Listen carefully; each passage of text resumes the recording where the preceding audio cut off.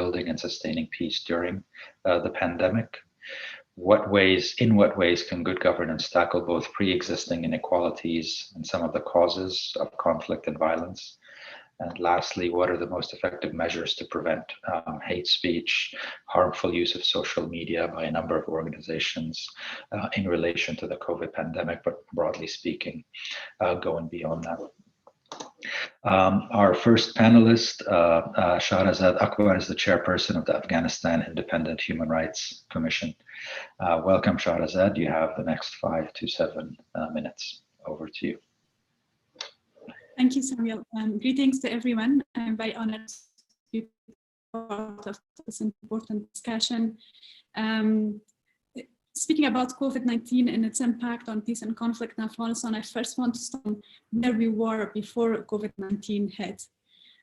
Afghanistan, of course, in the past few years, as you all know, over 20 years has been in conflict, and the violence was already very intense in early 2020. Additionally, we had we continue to have the country continues to struggle with poverty, which was then also impacted by COVID-19 pandemic and the lockdowns. The public health infrastructure is weak. We have every year millions of dollars going out of Afghanistan because people go to Pakistan and India for treatment.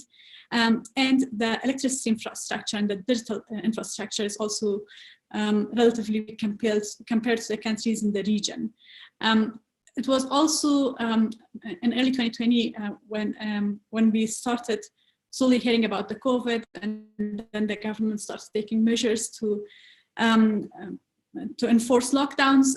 We had an ongoing discussion around the peace process, and in September 2020 we started the intra-Afghan negotiations, or negotiations between the Afghan Republic and the Taliban. So this was the context which really heightened this sense of anxiety about COVID-19 in Afghanistan, particularly the issues around poverty and the weak public health infrastructure. Well, initially, when the lockdown was announced in May or June 2020, the most immediate impact was really an economic impact, because this country, most people are in the informal sector, and the hardest hit were the day laborers. We started getting more and more news of the day laborers suffering hunger, really increased new poverty. New extreme forms of poverty among the poorest of the poor, who could no longer work as day laborers and have an income, either in construction or other fields, or people who worked in other people's houses or in the offices. All of them were really disproportionately impacted by the lockdown. So as discussions around COVID-19 were going on, the government realized that they had to start an initiative to support the poorest of the poor. Initially there was an initiative to distribute bread and kind of basic food to the families that were hit the most. And some form of this initiative continued till even early this year. In terms of the public health impact of COVID-19, it's very hard to rely on the data in Afghanistan because a lot of people don't get tested. But just living here and looking around, anecdotally looking at different communities, different cities, the public health impact wasn't as grave as we saw in Iran or what we are seeing in India, meaning, the hospitals being overwhelmed, long lines of people waiting outside, cemeteries being. This is not something that we experience in Afghanistan. And of course, there was fertility due to COVID-19, and especially the older generation was really hit. But Afghanistan is a very young country. This may be part of the reason why the public health consequences weren't as dire. But there is no concern with what's going on in India. So there is a heightened sense of urgency and anxiety around the public health aspect of COVID-19, as we are following the news from India. The impact in terms of the conflict, of course, the ceasefire did not happen in Afghanistan as well, except a short 7-day ceasefire in 2020, which was more related to the peace process. There was no ceasefire or reduction in violence related to COVID-19. Unfortunately, the violence continued to take civilian lives, take lives, including civilian lives, and intensified, this being more related to the peace process and withdrawal of international forces. In terms of the peace process, the two aspects that were impacted by the COVID-19, I think both the negotiations, but also here on the ground in Afghanistan. The negotiations, it really became a sort of excuse for keeping it very closed and inaccessible, because negotiations were happening in Doha, and we kept hearing of civil society delegations, women's rights delegations wanted to visit the site. One of the reasons that they were denied of visas was COVID-19. So it sort of really facilitated that exclusivity of the process and really kept the civil society and the women's rights movement, human rights movement from accessing the negotiations. We sent a delegation to Doha in December, but it took us a while to get the visa. And one of the key reasons was seen to be, or at least presented to us as the COVID-19 reason. Now that there are discussions about Turkey as well, we in the Commission, for instance, want to take victims to speak to both parties. And one of the reasons that we hear sometimes from co-conveners is also COVID-19 restrictions, which will, we are trying to keep the numbers small. So in that sense, it did impact the inclusivity of the process. It became one of the ways in which, one of the obstacles to inclusivity and broader presence of people at the site of negotiations to try to lobby or influence or demonstrate. And Afghanistan as well, of course, because of the violence, but also COVID-19, large gatherings were made very difficult and continue to be so physical, with physical presence. And this especially, I think, impacted provinces, engagement between capital and provinces, and the discussion really became more and more a cobbled discussion, because also we don't have great infrastructure with internet and electricity in all provinces of Afghanistan, and some provinces that were already kept out of discussions started to feel even more isolated because they were not directly participating in some of these digital or virtual discussions that were happening around the Afghan peace process and the conflict. Of course, the violence is the key reason. I think it's clear for the fact that you don't see large gatherings, rallies, trying to influence the peace process. People have a lot to say, people have a lot to share, but with target killings, environment of violence, people are very hesitant to initiate such gatherings and assemblies. But COVID-19 has been part of the reason for organizations like us to also another reason for us to hesitate, in addition to violence, to assemble large groups of people and try to hear from them directly in person, or have them in our offices to provide a safe space for them to voice their opinions. We try to do this to the extent we can, but it's much more complicated now because of the COVID-19 situation. And I will end by saying that right now we have a vaccination campaign going on, and hopefully we will see many people taking part, but even the decisions made around how to who to prioritize in the vaccination because of the context of conflict here. The military and the security forces were one of the first groups that were prioritized by the Afghan government for vaccinations. Thank you.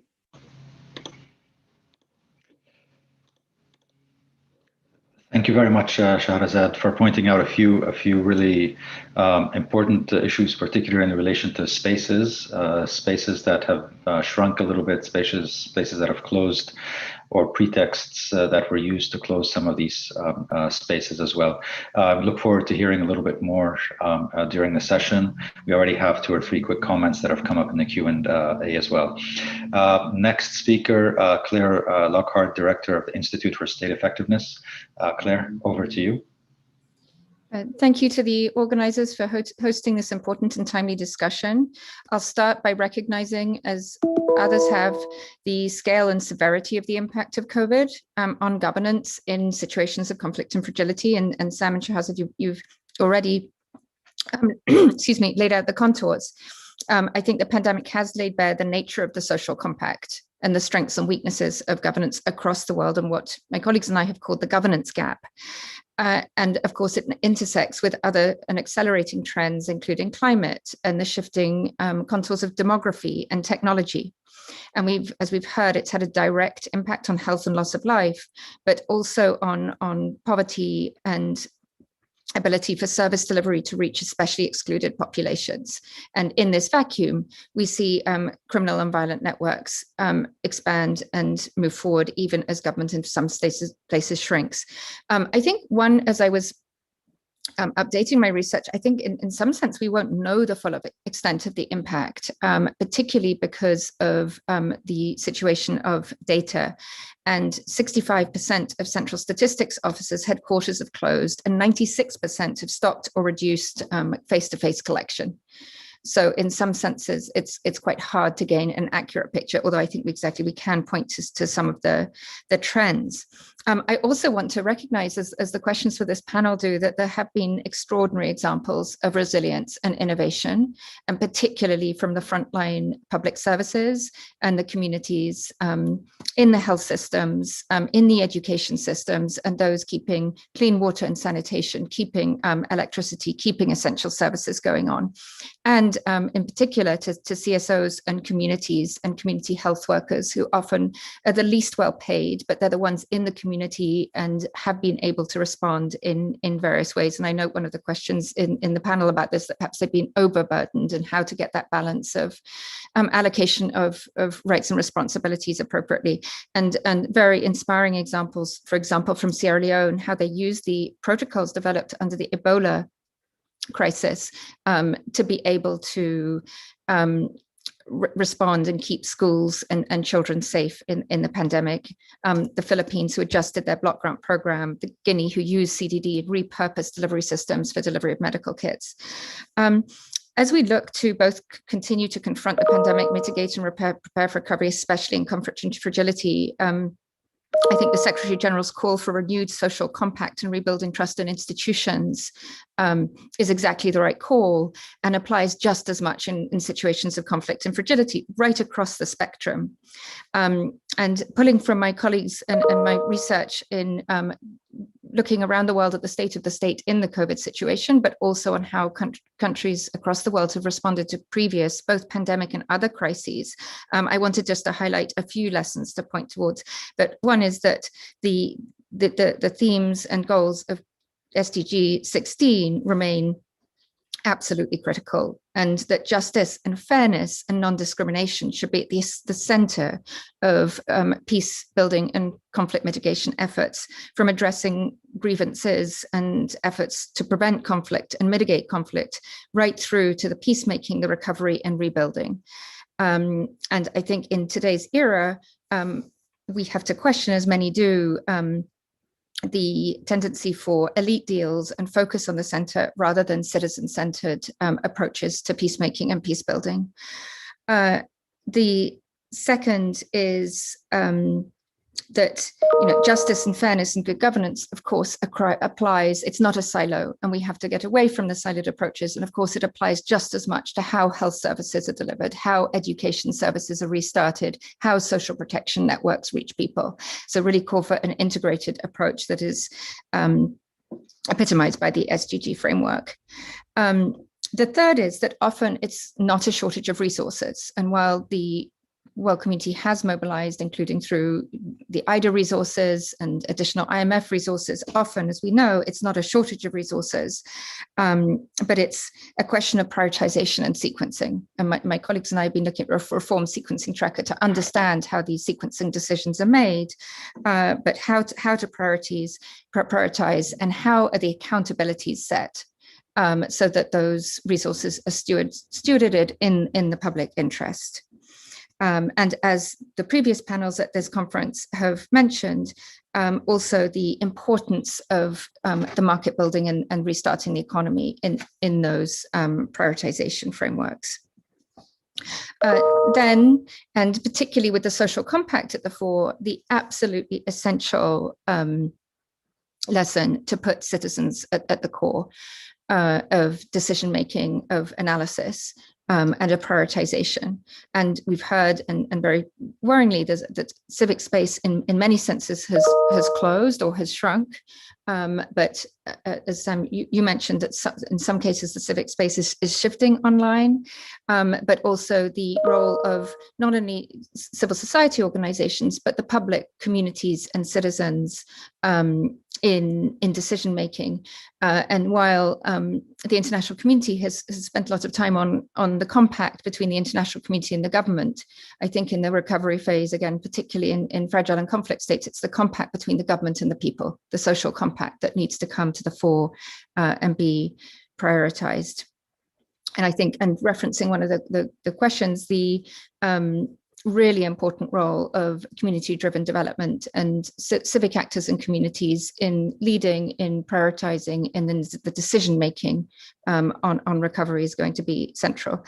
And then a last and final point is that, and that it can't be business as usual. And as the world looks to the 1 and 2, 3 years ahead, that there have been so many principles, as we all know, adopted, and some of them are rightly reflected in the SDG 16 plus community statement. But there have been the commitments that were made at the World Humanitarian Summit, at Busan, and in the New Deal. We all know, and I think our community has absorbed the lessons of what must be done, but this does require then now not only signing up to these principles, but putting them into effect. And on the side of governments, a real commitment to the stewardship and accountability and resources. And on the side of the donors to implement these principles and implement the principles that we know are the right ones, including to let countries set their own priorities and create the space for them to do that. Thank you. Thank you very much, Claire. All very well noted. Thanks also for reminding of a point that Shahrazad mentioned that I forgot to highlight as well, which is this link with, a little bit more of the elite deals that are happening. Yet, to a great example, COVID-19 was used in the case of Afghanistan to re-centralize, make things capital-based. And maybe an opportunity to alienate or push aside some others out in the provinces, etc. Also, thanking you for reminding of some of the longstanding commitments, certainly since 2016 in the World Humanitarian Summit, of good stewardship, the humanitarian development peace nexus. Curiously enough, at the beginning of the COVID response, we started with a humanitarian plan, then we went to socioeconomic response plans, with the hope that some of the social cohesion, governance, etc. stuff would come out later. I think the COVID-19 pandemic and crisis was a great example of the irrelevance of sequencing, strict prioritization. Something starts, something happens in the next phase, etc. When everything, as you mentioned, was happening at the same time. The health crisis was happening. The socioeconomic impact was immediate and required some immediate responses as well. The governance work also required some work, but thank you also for pointing to some of the really good examples of using existing infrastructure from another crisis for this particular crisis. Moving quickly to Jennifer Smith, Executive Director of the International Legal Foundation. Jennifer, over to you. Thanks, Sam, and thank you so much for the invitation to be here for this critically important conversation. I'm going to talk a little bit about what we've seen in criminal justice systems during COVID, and hopefully end on some hopeful, effective approaches that we've seen during this time. For 20 years, the International Legal Foundation has been on the front lines of the fight for equal access to justice in conflict-affected countries around the world. We were founded with the understanding that without justice, peace is not possible, and that throughout the world, criminal justice systems are the main source of human rights violations, including torture, arbitrary detention, and discrimination. 10 years ago, we may all remember that the World Bank's World Development Report identified weak institutions as the main predictor of whether violence and instability will occur or reoccur in a fragile country. When state institutions do not adequately protect their citizens, provide access to justice, or guard against corruption, the likelihood of violent conflict increases, they said. And what we found is that effective legal aid institutions are essential components of fair and balanced criminal justice systems. Legal aid advocates serve as a check on other branches of government. They ensure that laws are fully and fairly implemented and that every person is afforded due process of law. They also protect the accused from arbitrary detention and other abuses such as torture, corruption, and discrimination. But frankly, the problem in most countries of the world is that effective legal aid institutions don't exist. And we believe as an organization that quality legal aid services are an essential human right and the only way to ensure our goal of equal access to justice for all and peaceful and inclusive societies. And I just want to say, I'm really not overstating the fact when I say that a lack of access to effective legal aid services is a global crisis and that it's underaddressed in every country of the world. I know we're focusing on conflict, but really from the United States to Argentina, from South Africa to Afghanistan, from Tunisia to Myanmar, the poor are effectively shut out of their own justice systems because of a lack of access to legal aid. Goal 16 of the Sustainable Development Goals provides an unprecedented opportunity to meaningfully address this crisis, but we really need to do more to ensure that governments understand that there is no meaningful access to justice for the poor without access to legal aid, and we must invest in ensuring this fundamental human right. COVID-19, we've seen, has only further highlighted the urgency of addressing this crisis and access to legal aid. As COVID spread around the world, court systems shut down, leaving citizens without any forum to address their urgent justice needs. Millions have been left to languish, and many have died in overcrowded, dangerous detention facilities. In Myanmar, 1 year into the pandemic, courts in many parts of the country are still closed, leaving detainees without any way of seeking release. And since the February 1st coup, the situation has worsened further. In many countries, police and security forces have also used the pandemic as a pretext for abuse. In Nepal, shortly after a strict stay-at-home order was announced last year, instances of police using violence and abuse to enforce lockdown measures began to surface. Often those targeted were those most marginalized in Nepal societies, including the Dalit community and indigenous communities and religious minorities.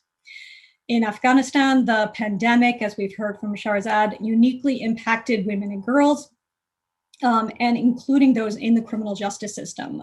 Following high-level advocacy from us and many other partners in Afghanistan last spring, the Afghan government actually took positive steps to release more than 22,000 people from dangerous and overcrowded prisons.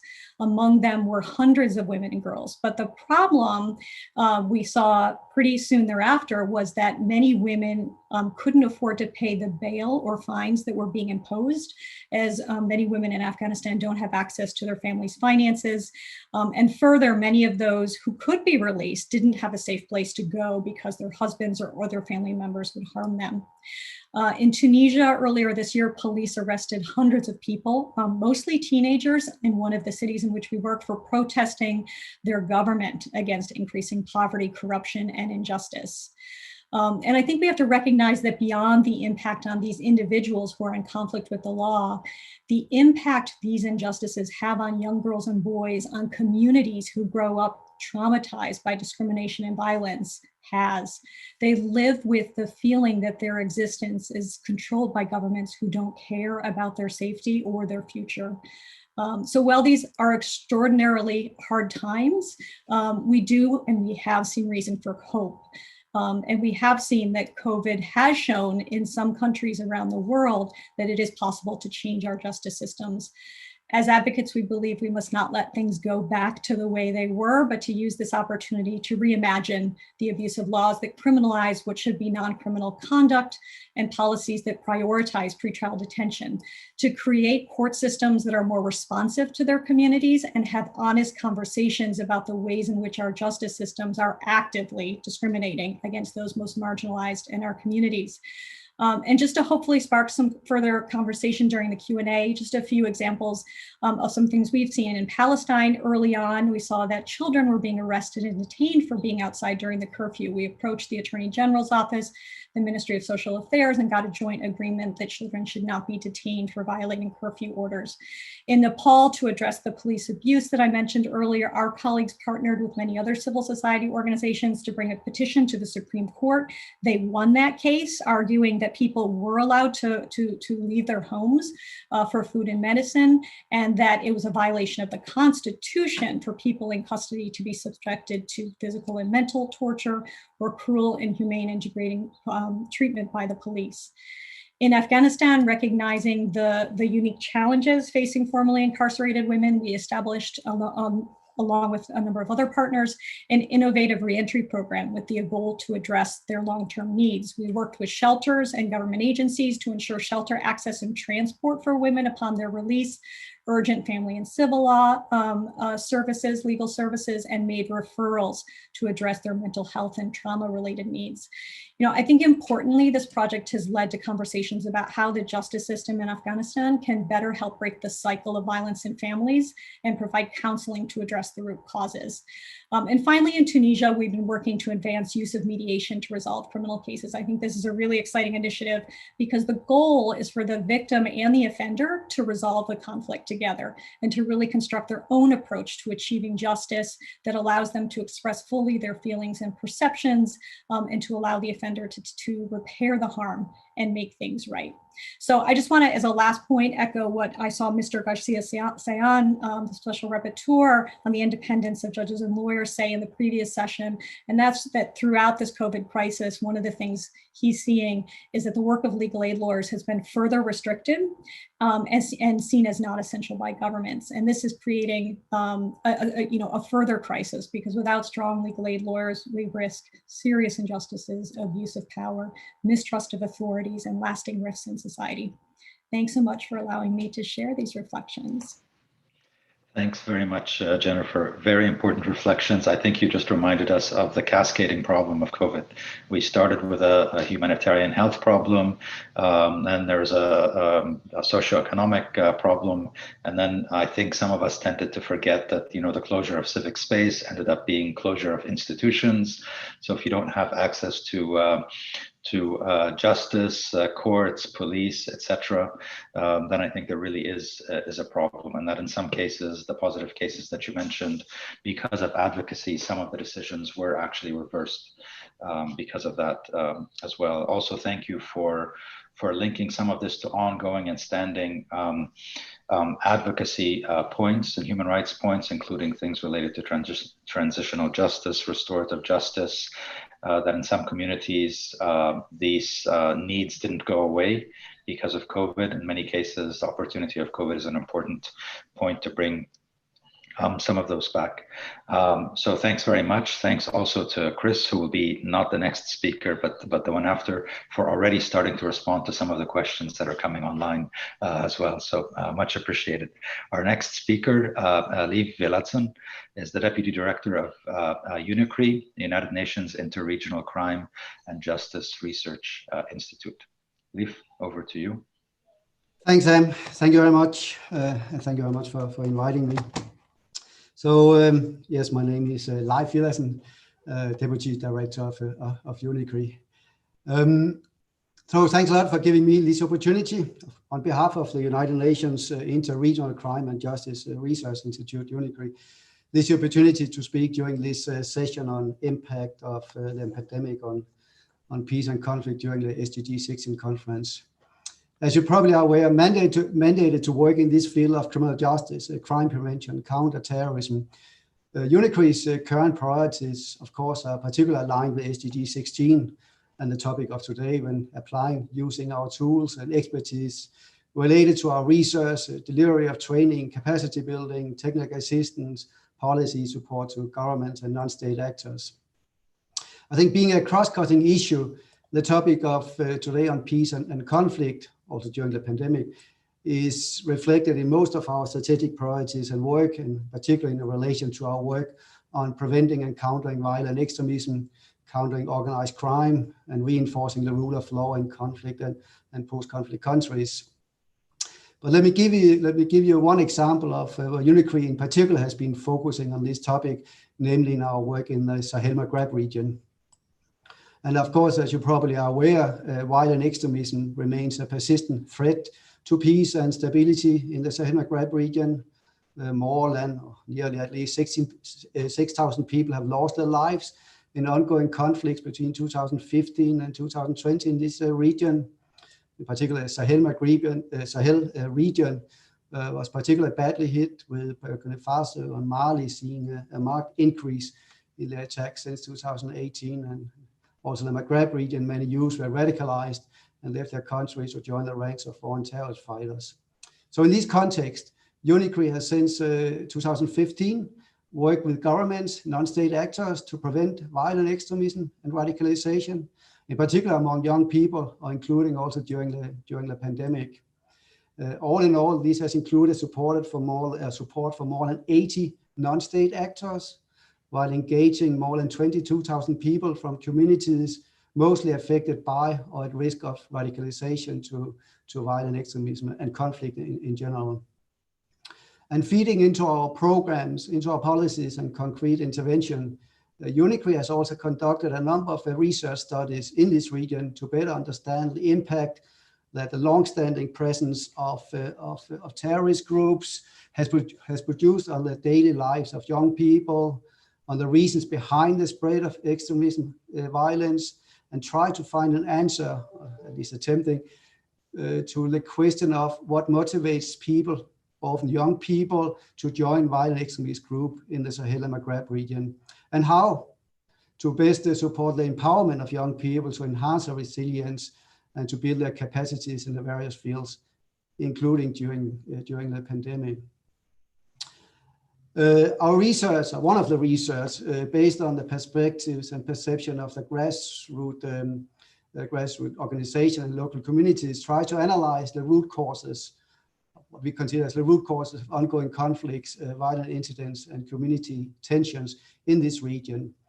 And based on the analysis of the data collected, the grievances, objective or perceived, that was reported as pushing factors towards the radicalization and violent extremism, basically relate to 9 macro areas relating to good governance, security, rule of law, education, economy, environment, social justice, culture, and religion. Well, not surprisingly. But as you can see, the perceived grievances are predominantly structural in nature and require some kind of developmental approach. So I think the SDG 16, of course, will focus on access to justice for all and building accountable and inclusive institutions at all levels, of course, appears particularly relevant here. Another study focusing particularly on Mali also concluded, and again, not surprisingly, that engagement into violence and perceived support for jihadist groups, violent extremist groups, are very much linked to the contextual situation. For instance, perceived levels of support for violent extremism in the Menaka region in Mali tells us that the long-standing feelings of neglect by the central states has likely made the north of Mali much more open to, or at least more vulnerable to, extremist group, which has also been used during the pandemic, of course. So these groups, who frequently provide some basic services and or fill other quasi-governmental roles, are able and were able to gain traction where the state has long been absent. So using this finding from our research, let me just give you a few examples of what UNICRI has been doing to address or prevent engagement into violent extremism, and how we work with local communities to identify responses to extremism and its narratives, also during the pandemic. For instance, UNICRI is working closely with local international NGOs, non-state actors, to organize engagement and empowerment training sessions targeting to young people to promote alternatives to violence, covering topics related to media literacy, counter discourse, alternative narratives, communication and public speaking, conflict prevention and management, political skills and spaces for political debate, just to mention a few. UNICRI also has continued to engage with youth in our empowerment mentoring programs, which connected a selection of young leaders with respected individuals from the national and international communities who acted as personal and professional mentors. And here the aim was, and still is, to enable young leaders to grow and professionalize their leadership skills, and thereby to increase the local impact of the efforts to build peace and resilience against violent extremism. We also continue these activities during the pandemic. In parallel, and also continued during the pandemic, UNICRI were also working with and supported the prison authorities in this region in developing rehabilitation and reintegration programs into proven management of violent extremist offenders. So these are just few among many, I think, successful examples of our work in the region, including during the pandemic. Finally, just allow me just to say a few words on our analysis on how violent extremist actors, ISIL, Al-Qaeda, a few others, have tried or took advantage of the pandemic. I think we already heard some of the examples. I mean, the increased use or increased spread of false information, conspiracy theories, and hate campaigns using social media, enhanced use of narratives aimed to increase distrust in the government or communities, and to build, on the other hand, a positive image of the groups or their groups. Use of the pandemic as a pretext to set up online fundraising campaigns. We saw some examples of that. Increasing use of cryptocurrencies in the financing of ISIL and Al-Qaeda as a result, actually, of the closed borders, making it more difficult for international travel of cash couriers.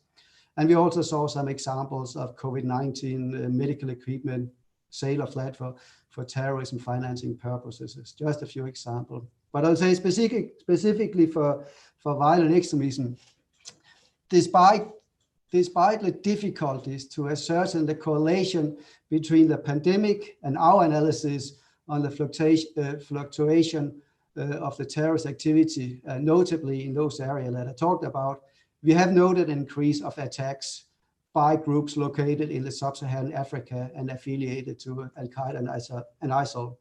And we saw also the same trend identified in Iraq and the Syrian Arab Republic.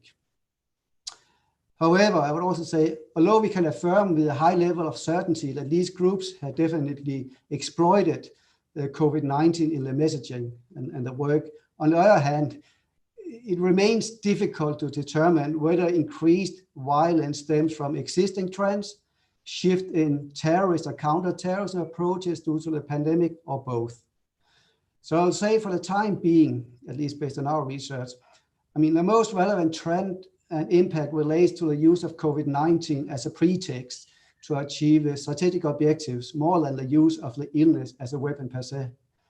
In fact, some, let's say, still early assessment highlights that the group's all strategic objectives, radicalization, incitement, recruitment, fundraising, etc., of course, not only remain the same, but has been further reinforced during the pandemic. And the key radicalization factors are exacerbated by the feelings of uncertainty, anxiety, lack of purpose, and social isolation. So bring me back to my original message, and I will stop in a second, and namely importance of engaging and empowering youth in efforts to prevent and counter violent extremism in this region, also during the pandemic. I mean, young people can still be the drivers of change among their peers, as well as among the communities, especially if their fragile socioeconomic situation is strengthened through the provision, support of new opportunities and responsibilities. I mean, defeating terrorists will not be enough if their presence has led to the normalization of violence among youth. So mitigating the long-term impact that the presence of terrorism has produced represent one of the biggest challenges, I think, for some of the countries of this region and international partners in order to contribute to the development of more stable, more peaceful contexts with which this new generation can build their future. I think I better stop here. Already talked enough, so thanks a lot, and back to you, Sam. Thank you very much, Leif. No, I think your presentation follows quite well from Jennifer's. I think what we've heard from all speakers is both the the pretext and the reality of why civic space closes, who is occupying some of these spaces. I think we also heard from you and also from others, not only the role of the state, but also the role of non-state actors, what has been going on. Really appreciate it. I think your focus on youth. I think this raises a question of who has become particularly vulnerable, more vulnerable, who is vulnerable because of the pandemic. But I also appreciated the focus on, some of this stuff isn't new. Root causes in some of these locations that you mentioned, Sahel, Lake Chad, etc., etc., etc. Root causes are root causes. They go back quite a long time, exacerbated by COVID. Now the question becomes, what do we do after the COVID pandemic eases a little bit, and you're still left with the root causes, which may now become a little bit worse for some particular communities, processes, etc. More radicalization, more violent extremism, less space to operate it. So very much appreciating that as well. Very quickly going to Chris Mahoney, who is the CEO of Peloria. We'll hear from him, and then maybe I'll go back to the panelists with some of these four questions that we have already received, and have a bit of an exchange after that. Chris, over to you. Thank you, Sam, and thank you to IDLO, to DESA, and to the Italian Ministry of Foreign Affairs for hosting and inviting me to be a part of this great panel. I feel like we've already received so much from my fellow panelists, but really just to hit a couple of key points first that I think our own observations are consistent with, which is one, the prioritization of the digital space, but at the same, on the behalf of government, something Sam mentioned in his opening remarks, but at the same time, a focus on the integrity of the evidence upon which we base our interventions, right? Either our preventive interventions or our responses to ongoing episodes of instability.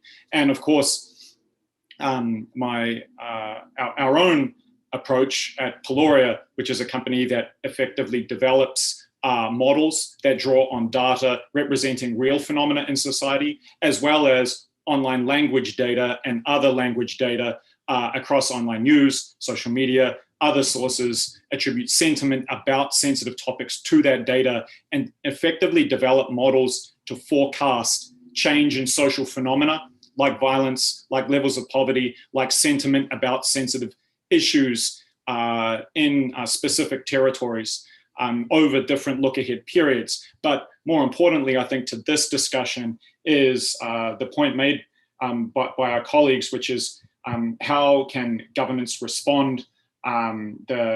We have these anecdotal observations, as our colleague from Afghanistan noted, about the impact of COVID-19 on pre-existing stresses in a society. And then we have this governance gap that our colleague, Ms. Lockhart, identified, that is in effect informed by a data gap, right, by an evidence gap. And that also informs where, like, even across different sectoral interventions, how we prioritize, for example, the issues that we might deploy legal aid resources in support of.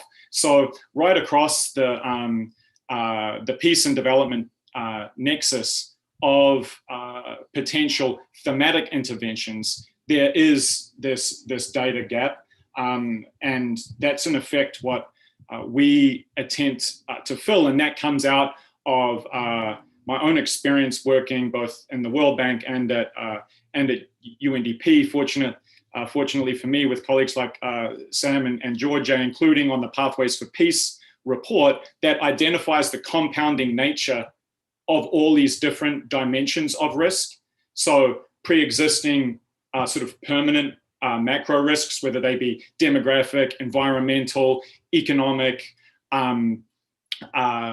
social deficits in built infrastructure, as examples, and how they interact with exogenous shocks, like an armed group entering a territory, like a macro physical shock to commodity prices or to the broader global economy, or of course natural disasters. And that's really where areas such as risk finance and the peace and development community have to some extent been unable to merge their existing capacities, in large part because of these data gaps, right? Because there are so many phenomena associated with change in human behavior, and it's not just the real phenomena, it's the perceptions of those phenomena. But there's been this historical dearth in our capacity to observe, let alone accurately measure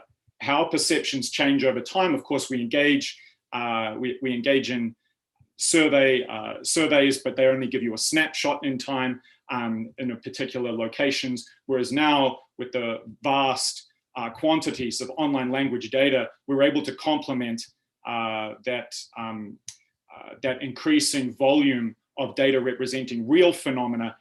And what we're able to do, for example, in Kenya, where we're able to predict over 7-day look-ahead periods, 30-day look-ahead periods, over 7 other look-ahead periods, all the way through to 120 days with 89% accuracy, increases and decreases in violence, because we were able to draw on data representing phenomena from the economy, from demography, from representing different climate phenomena, ecological phenomena, crop phenomena, associated commodity prices, but then also online language about all those things. So one of the things that Pathways for Peace report identified was this common gap between what we call objective horizontal inequality, the extent to which social groups are excluded from access to health and other public services, access to political participation, land and resources, justice and security, particularly pertinent here under the SDG 16 rubric. But even more important was the extent to which social groups perceive they are excluded from those things. And the two don't always line up. So to really be able to understand the dynamic relationship of how all these factors in reality and perceptions of them compound over time, we need to be able to draw on these most sophisticated artificial intelligence methods that we at Peloria, our chief data scientist, was formerly chief data scientist at the United States Institute of Peace, and is engaged with entities such as DARPA and others historically, alongside multiple disciplines. Because of course, if we just have that technical expertise in the data science, they then proceed with their own biases and their own assumptions about the world that aren't necessarily informed by that context-specific expertise that one needs across disciplines: history, political science, anthropology, sociology, environmental science, development, economics, security studies, as examples, right? So that can feed that data selection. What phenomena is most associated in a society? And we've had such a fantastic presentation of the phenomena that are observed by our colleagues, but then what data actually really represents that phenomena? How is it measured? Then how is it curated? And then how can all that social science expertise inform that the design of those data science experiments, so that we actually are able to achieve not just predictions, but what we call explainable AI, so that we can identify not just the historical factors associated with, for example, change in levels of violence in Mindanao, where we're working, the Bangsamoro region, in the Great Lakes region, for example, in the Sahel. Now we're about to start doing models for US cities, but also the change in configuration, the dynamic change of configuration in real factors and perceptions of those factors contemporaneously and associated with predicted change, whether it's in different forms of social unrest or violence, levels of poverty, or even negative sentiment about factors that is also associated with change in those and that other social phenomena. So I think this is where we foresee the significant opportunity going forward to fill this governance gap and this data gap that my fellow colleague, Ms. Lockhart, referred to, and start to better inform what kind of development activities are prioritized, at what scale, where, with what collaborators, over what timeline, and how those interventions are communicated about, using what language, across what mediums. One other thing we've been able to do, for example, in Kenya, is to identify the specific phraseology using what we call word embedding methods, which instead of attributing sentiment to an entire sentence, treats each individual word as its own piece of code. So we can identify the language configurations most associated with decline in violence and increase in violence, right? So we can promote that language. And what we found there is, and it will come as no surprise to so many participating on this in this panel, whether as panelists or observers, that language surrounding women's rights, more equal access to public services, is most associated with decline in levels of violence. Do we know that that's causal? Perhaps not. We, as social scientists, we all know that we may be observing lurking variables that are enabling both that kind of discourse as well as decline in levels of violence. But at least we're at that point where we're starting to be able to explore and better understand the dynamic combinations, bidirectional, multidirectional relationships between all these phenomena in society. Thanks also to IDLO, who provided us or who promoted a video which is on this conference website. If you go to the resources section, you can see a very short 2-minute explainer of what we do, how and to some extent how we do it. But my final point, Sam, I know we're probably running short on time here, is really just to also identify how this greater evidence-based approach can also drive SDG 16, which effectively we replicate. Certainly SDG 16 didn't take any notice of us when developing their own language. But Peloria's mission also is to bring together government, the private sector, and civil society around evidence-based approaches to inclusive, just, and resilient societies. So as we develop a more rigorous evidence base, that also closes the door to some extent on whether it's private sector, government, or even civil society actors that have their own vested interests in attempting to explain changes in levels of violence in narrow ways that aren't evidence-based, and in fact can drive greater levels of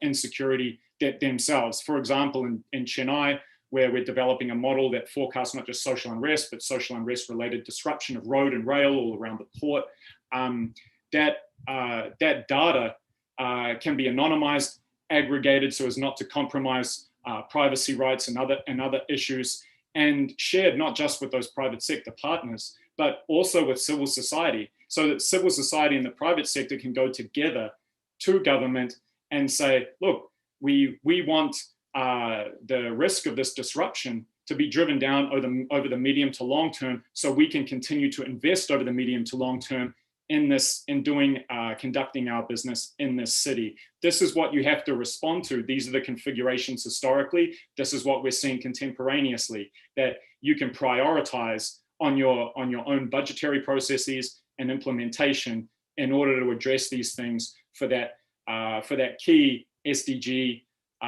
16 outcome, which is inclusive, just, and sustainably resilient societies. I hand back to you, Sam. Thanks so much. Thanks very much, Chris.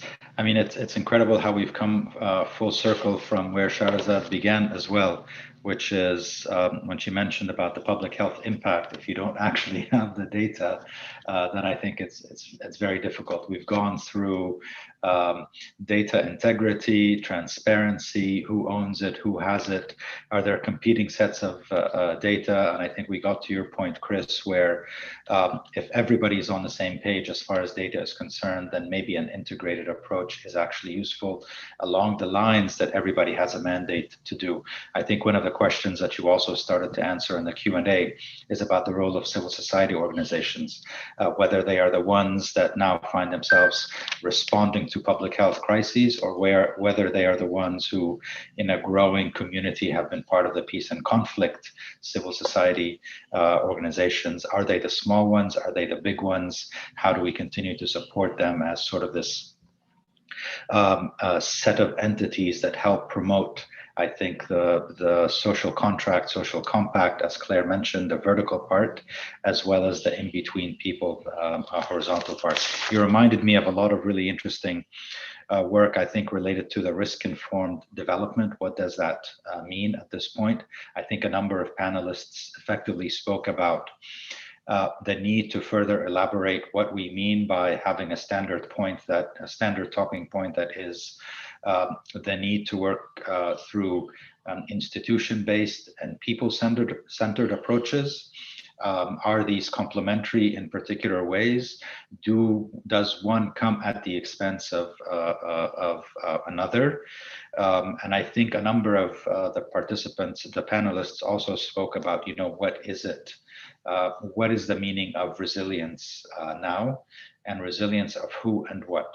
I think institutions being crushed by the pandemic raises a question about how resilient to shocks are our institutions. Are those at national level, or are the ones at local levels doing better? And then the resilience of individuals and communities, very clear in Liaf's perspective, which is the resilience of youth is at risk for particular reasons, and we need to figure out a way to address that. We got ahead of the panel from the registrants. We got 4 questions, which I'll mention very quickly, and then go back to the panelists to elaborate on this. I'll start with Shahrazad, knowing that she needs to leave maybe in about 4 or 5 minutes. The first from Tabitha from Covenant Mediators and Counseling Center in Kenya. What is the role that stakeholders like mediation training institutions and trainers, what role can they play in ensuring peace and conflict resolution? Some of this is a little bit beyond the COVID-19 discussion, but everything for the last year or so is covered, is colored by COVID, obviously. The second question from Elizabeth Pappy, EU delegation to the UN. Hello, Elizabeth, if you're online. How can we ensure that conflict sensitivity is systematically built into programming processes? I think the conflict sensitivity, do no harm question has come up significantly in relation to COVID and crisis and peace and conflict processes as well, whether that's an inclusion question like we heard from Shahrazad, or other sets of questions as well. We also got a question from Daniel Mack, Pathfinders. How should we define peace and conflict in a manner to include the vast majority of people who suffer and experience violence worldwide? I think for the past few years, and I think you see this from your own data, certainly UNICRI data. I think what Jennifer mentioned about violence now and the institutions that deal with them as well, and Claire too. How does the peace and conflict community address new forms of violence? We don't talk so much about the Northern Triangle being the most violent in the world, Latin America and the Caribbean, per population standards. Criminality, I think, was mentioned on a number of occasions today. Organized crime mentioned on a number of occasions today. A good bit of this has flourished under COVID. The last questions from Habib Mayar, G7 Plus Secretariat. How can we use the pandemic to raise awareness for addressing conflict? What is the energy now, because maybe of COVID, that we can do more on addressing conflict and peace issues? And are there any lessons that can help in pursuing solidarity? Solidarity, I think, we've heard in other pseudonyms for this, like social cohesion, social protection, maybe, et cetera, et cetera. So Shahrazad, back to you. Reflecting on maybe some of these questions, but also reflecting on some of the things that came out in the panel, and any concluding thoughts from you. Over to you. Thank you, Sam. I first want to thank all the panelists and yourself. I really learned a lot from this discussion. Very interesting to explore all aspects of this issue and the impact. As Claire said, I think we are yet to fully comprehend the impact of COVID-19 on all aspects of life. I mean, the questions are really great, but difficult questions. I think just speaking in terms of a little bit in terms of kind of conflict sensitivity, how do we make our systems more sensitive in light of the COVID-19? Also, the systems and the programs that are set up to deal with issues around peace and conflict. I think it was very important for us here in Afghanistan. It was a very important reminder of the multiple levels of obstacles to access and to inclusivity, as I spoke before. When we discussed, for instance, when the lockdown was announced and there was this assumption that people would work from home, it was really a reminder about to what extent the Afghan government employees particularly, and the Afghan government system is not digital. And so because it's not fully digital yet, many sectors, there were more obstacles to access to many of those sectors, as Jennifer was speaking about, for instance, the justice sector. When you have a system where everything depends on face-to-face interactions, on people showing up and kind of discussing things face-to-face, how do you deal with issues of access to justice when there is a lockdown imposed? We were really unprepared. And a lot of other government institutions, those who are prepared for education was another example. We really, basically in the period of the lockdown, majority of Afghan students were deprived of their right to education because we don't have the infrastructure in place for, electricity, then internet, then computers. So how can people, how can these children get educated when their parents are not familiar with computers? They can't afford computers, they can't afford smartphones, they don't have electricity at home.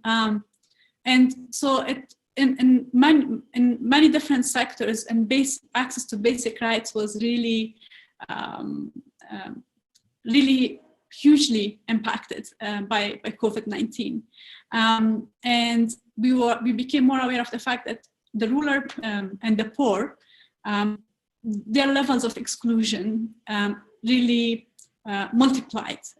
One of the ways in Afghanistan that people can sometimes get hurt and try to have an impact and have their voice heard is through media. But of course, because of COVID-19 and because of limitations on travel, because of lockdown, even media were not accessible. The journalists were not traveling, people were not going out there to rural communities, have their voices recorded and linked and brought into the public debate. So I think that required some creativity. Some organizations really tried to adjust in this environment and come up with more creative ways and engage communities and use it as an opportunity to take skills or expand access to the digital space. But because of that particular situation here in Afghanistan, it still remains really, really limited. I'll stop there. I have to run to another meeting. I apologize that I can't stay longer. That was great being part of this discussion. Thank you very much for Shahrazad for joining us. Very much appreciating your comments earlier, and especially these. And I think you brought about this idea that, in many cases, COVID-19 is sort of the great equalizer. Access to education, the digital sphere, etc., reminded me of what was happening maybe earlier in the pandemic in March, April, May of last year here in New York City, not so far away, and then all countries in between. I think who became left behind, who became the most vulnerable, I think became also quite clear. Moving quickly to Claire, also in addition to some of these questions, when Chris presented, he linked also the governance gap to the digital gap. And I think there are a lot of really interesting links there that also relate to institutions and their strength and capacity, not least of which obviously the access issue. Let me go to you very quickly for a reflection on some of these questions and maybe some of what has come up as well. Thank you. I'll respond to a couple of the questions and then some of the general themes. I think, on the question from David from Pathfinders on how do we ensure that the categorization doesn't exclude those affected by violence and conflict in countries that may not be on some of the lists of fragility and conflict that we're used to, I do think it's important to revisit the way that taxonomies are built and created and maintained, especially with changing dynamics. In the process we've used at the State of the State, we had a very simple taxonomy of advanced countries, middle income countries, and then low income and conflict affected. But of course, there are pockets of violence and fragility in the advanced world and in middle income countries. So I think a revisiting of that taxonomies is overview and absolutely to the point that the Northern Triangle is one example of a set of countries that need and deserve urgent attention, but are not don't always receive the attention in these kind of fora.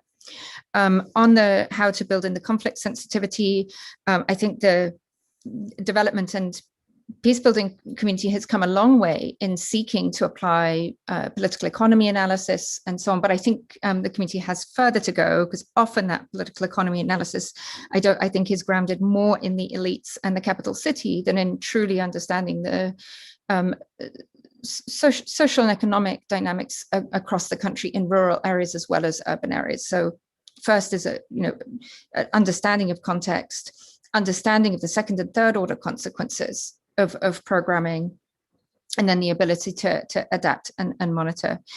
Sam, to your point on the trade, is there a trade-off between the institutional approach and the people approach? And I think that's a really excellent question. And the two domains can be kept separate, but how to bring a people-centered approach into institutions. And I think at this time as well, I think there's been a worldwide appreciation for the role of people, of the individual civil servants who show up to work or on the front lines of delivery.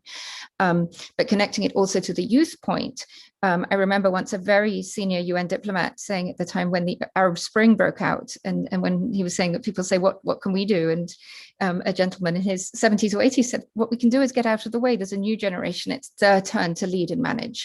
And so I think connecting how do in the public services and in leadership positions, people create way for the next generation and empower them to lead and make decisions, whether it's in national, local government, in business and in civil society. And then to Habib's point on solidarity, I think there's already so much, but could be so much more of learning across contexts, whether it's the experiences of what Sierra Leone and Liberia and Timor-Leste have been able to accomplish, and how they can share lessons with those who are seeking to resolve conflicts, and so on. And then finally, yes, on the measurement point, we've also been seeking to see how, what are the ways to measure the governance gap, and looking both at the objective, what is it that the international community measures, how governments assess themselves, and then what's the citizen perception of the legitimacy of institutions. Thank you. Thank you very much, Claire.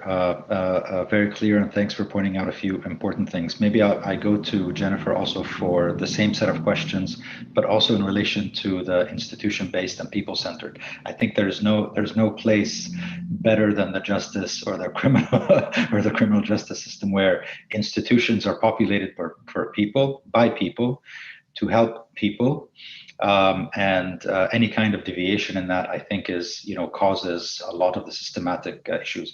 I appreciate when Liaf mentioned, some of the root causes of radicalization and extremism. Our own research from Journey to Extremism basically points out that one of the primary drivers for radicalization and joining and recruitment has been failures in the justice system, in the police system, et cetera, et cetera. I think it's important to recognize that. But going to you, Jennifer, go ahead. Thank you so much. Yeah, I completely agree. And it's one of the issues that we're looking at with our team in Tunisia, right, is the extent to which young people in particular are being radicalized in prison. And I think that a lot of this is driven from this sense of injustice. The fact that you have not been represented by counsel, your trial was in one day, you didn't have your voice heard, you didn't have the right to present a defense, there was no fairness built into, a perceived fairness built into the system. I think this also goes to the data issue that Chris pointed out. One of the things that we're really trying to drive forward is that justice can be measured. And we all know that this conversation came up during the SDGs when they were adopted. Can justice be measured? I don't think it's been measured well to date. We participated in a global study on legal aid that UNDP and UNODC drove forward a few years back. And one of the things we found is that in no country in the world is there much data on justice. And so one of the things we're really trying to drive forward is that, yes, justice, fair trial standards can be measured. You can measure, what legal aid providers are doing, the impact of that provision on not only the outcome of criminal cases, but more broadly, justice, reduction of violence in communities, and perceptions of justice, which really gets to this idea of people having trust and confidence in their criminal justice systems.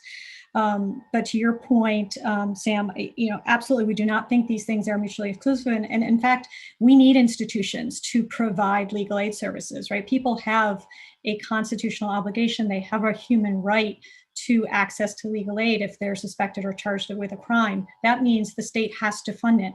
And that in most countries, they are not funding it. And they're certainly not funding it at any quality. And many of them think it's dispensable, right? It's not at the same level of police, prosecutors, judges.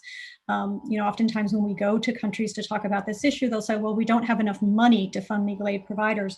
But, they're not talking about not having enough money to fund police or prosecution systems or courts. And just a side note, I did work, I was a public defender, a legal aid lawyer. In one jurisdiction in which I worked at one point, and this issue is not an issue just for conflict affected countries. The United States faces its own crisis and access to legal aid. But one of the jurisdictions I worked, when the lawyers went on strike because the government was not paying them effectively to do the work, the court said, okay, well, we're going to release everybody because they have a right not to be held past a certain period of time without access to a lawyer. Once they did that, the government found the money very quickly. So I think that there needs to be kind of this understanding of, this is what the law says. If they're not getting someone, this is what's going to happen. And then governments will step up and stand up for this right. I just want to go to that. There was a great question on mediation. And just to go back to Sam, your reference to restorative justice, which is really what we're talking about. And I think that this is something that comes from many indigenous communities, this idea around before formal justice systems really became part of the colonial movement around the world and establishing these court systems and prosecution systems. There was this idea of community-based justice. And I think what we're really trying to get back to in many of the justice systems in which we work with our partners is how can we use existing mechanisms like mediation or evolve mechanisms to really address the harm that communities feel and more effectively address those harms outside of a justice system, which isn't really addressing the victim's needs, right? And isn't addressing the offender's needs. And one of the areas we talk about this, just to go back to in Afghanistan, the issue of violence in communities. If you're locking up an alleged offender, they're not going to come out any less predisposed to violence. And so it's really about getting at those root causes, understanding the harms, understanding the drivers and the pathways into violence so that we can fully address them. Thank you very much, Jennifer. Very, very, very clear. So in the next 7 minutes to split 3.5 minutes between our last two presenters. Let me ask Lief a question from left field. You've heard these questions, but from your perspective, and especially given the financing crunch because of COVID, where we understand that some of the resources have gone to the pandemic response, and maybe less for humanitarian, political, peace, etc. Responses. From the perspective that you're seeing, particularly on criminality, crime, prevention of violent extremism, radicalization issue, if you look forward, is it a question, is what is missing a funding question, a financing question, or broadly speaking, a resourcing question? Because it would seem that a lot of the work, I think, that is either being referenced in what we said and in the questions is about good accompaniment, human resources to be able to support not only our resources, but supporting national capacities to be able to accompany.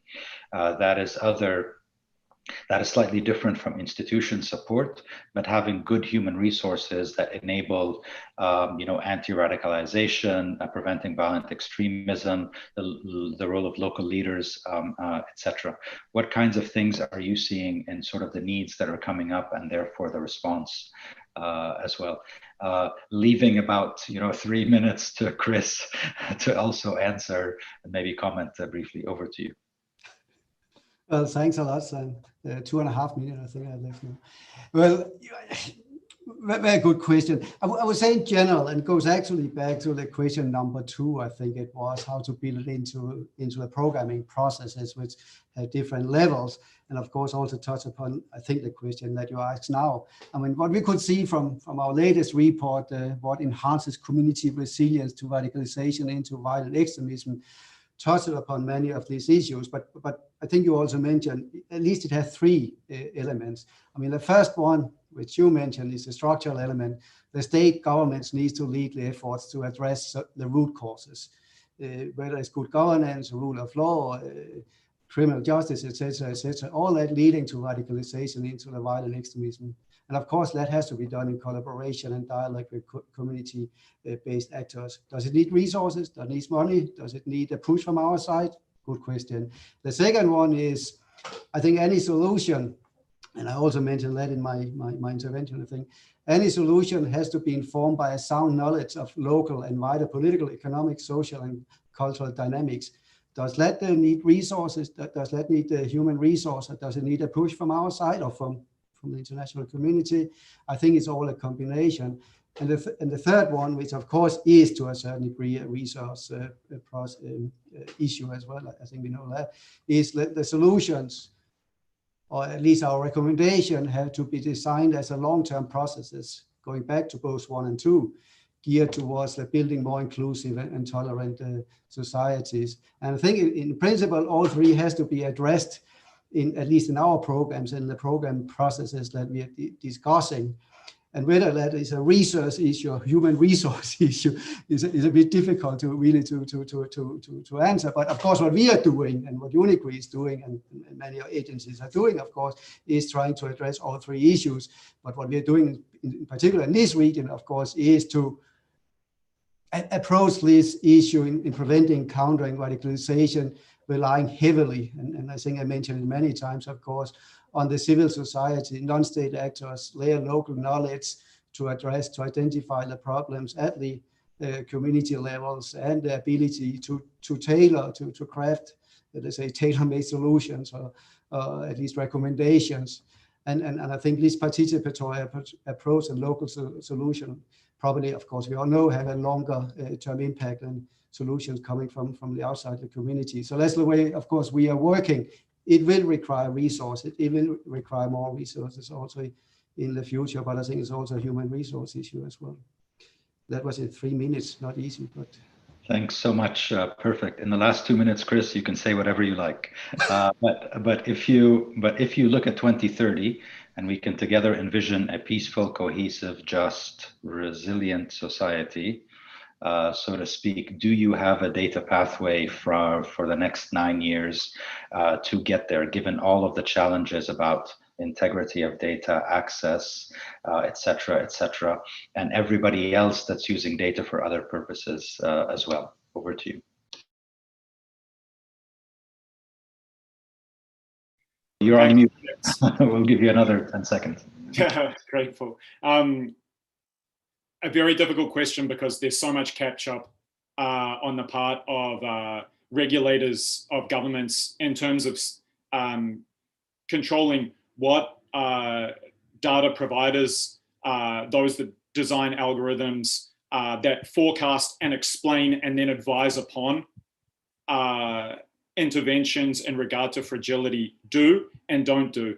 Right? When we're developing, when we're developing this kind of capacity, where we can literally identify language associated with increase in violence and language associated with decrease in violence, we don't provide to clients that language associated with increase. That is just a constraint that we put on ourselves, one of very many, and we're working with leaders in this field to try to hypothesize and understand what are the foreseen and the unforeseen consequences of what we're able to do, because there's significant risk associated with this kind of capacity. At the same time, there's so much opportunity, not just for building this kind of dynamic data that better captures the totality of all phenomena, rather than us sitting in our development economics or environmental science or justice silos and rightly identifying the relationship of what we do to change in levels of violence, but also being able to understand first the dynamic relationships of all these factors and how they're perceived, to inform, to be systematically incorporated into the development of what we select to do, and then how we iterate it in response to the changing configuration of factors associated with violence. But there's one, I'm probably running out of time here. There's one final point. I think that that hasn't necessarily been foreseen by those of us in the development or peace and security community, which is we're in the strongest position to best interrogate and therefore evidence the relationship between these factors and change in more inclusive, just and resilient societies. That also positions us to bring along with us. So when we're engaged by hedge funds or financial services industry about, oh, okay, if you can predict this social phenomena, what's it related to what we do? Then we're also in the best position to vet what they're asserting about environmental and social and governance approaches to investment. You know, I mean, you can politely say that I think in financial services industry, the approach to this area of investing is quite superficial, right? And how they actually evidence and measure, you know, what they decide to invest into and what they don't, right? But there's this enormous growth here. And this is where I think we can think outside of our own area of practice in order to bring them not only along with us and what they invest in, but also along with us, civil society and government, you know, to compel that kind of investment, the kind of resource allocation that our other colleagues on the panel, you know, were identifying as too scarce, because they'll be able to see their own interest in advancing that kind of investment for medium and long-term growth of all of what they're investing into. Sorry, I probably went over time. Thanks. No worries. Thank you so much, and thanks for also shedding light on a blind spot that I think we should have caught earlier as well, which is the link to the private sector and the financing part. But this may be subject of another session as well. We're pretty much on time. Very much appreciating all of your inputs, everybody that joined online and streaming service. And again, thanks very much to the government of Italy, DESA, and IDLO for the invitation to be part of this fascinating panel, and looking forward to many more engagements. Have a good morning, evening, afternoon to everyone. And thanks very much to all the panelists. Thank you. Thank you. Next time. Thank you, everybody.